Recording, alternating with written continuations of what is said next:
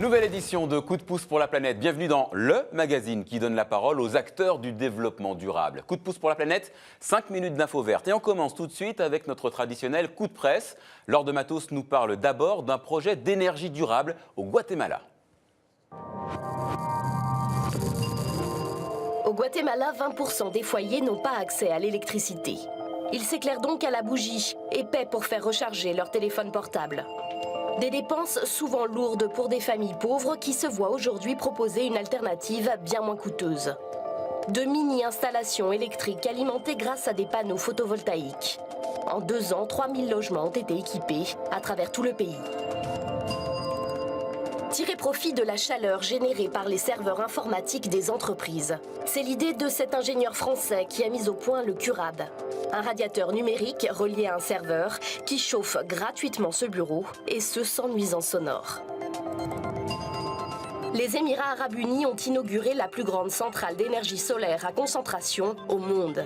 En plein désert, elle recouvre l'équivalent de plus de 280 stades de football et doit alimenter quelques 20 000 foyers en électricité. Les Émirats ambitionnent de tirer 7% de leurs besoins en énergie de sources renouvelables. Le coup de pouce de la semaine est décerné à Recyclivre. Le concept est dans le nom. Recyclivre récupère les livres dont vous ne voulez plus et les revend à un prix défiant toute concurrence sur Internet. Un projet durable, mais aussi solidaire. 10% des bénéfices sont reversés à des projets de lutte contre l'illettrisme. Thierry Choupin avec Annelise Berthiaud. Quel que soit le temps dans les rues de Paris ou de Bordeaux, cette camionnette électrique part chaque matin faire son plein de livres. Bonjour madame. Bonjour. Je vais chercher les livres. Tenez. Baptiste va embarquer 150 livres dans cet appartement. Des livres qui sont donnés gratuitement, mais dont il n'est pas toujours facile de se séparer. On se dit qu'on aimerait bien les garder sans les avoir tous les jours avec soi. Donc, Jules Verne, par exemple, je sais que je ne le relirai pas demain, mais j'aimerais bien que mes enfants le lisent. Prête à redémarrer pour une nouvelle collecte, la camionnette suscite l'attention et la curiosité des passants. Je ne connais pas Recycle Livre, mais je connais plein de gens qui ont des livres à donner et qui n'ont pas forcément envie de se déplacer, puis qui remettent toujours au lendemain. Donc je prends la photo pour avoir l'adresse. Chaque mois, près de 20 000 livres sont récupérés gratuitement. Classés, triés, scannés, ils seront revendus sur différentes plateformes Internet pour moins de 5 € par exemplaire. Recycle Livre, qui a déjà créé 6 emplois, participe à des programmes de lutte contre l'illettrisme dans 21 pays, en particulier en Inde. On reverse 10% de notre chiffre d'affaires à des associations qui combattent l'illettrisme. Donc derrière, c'est quoi? C'est 100 000 € qui ont été reversés et c'est des écoles qui ont été montées, des bibliothécaires formés. Redonner une seconde vie aux livres, c'est la vocation citoyenne de cette entreprise.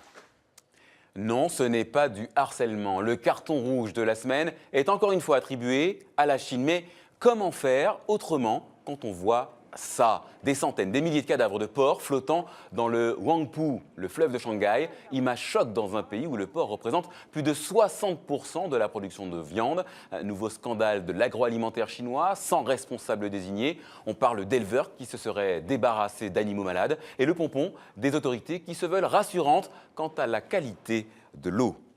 Un coup de pouce pour finir à ce documentaire consacré au père de l'agroécologie en France dans Pierre Rabhi, Au nom de la terre.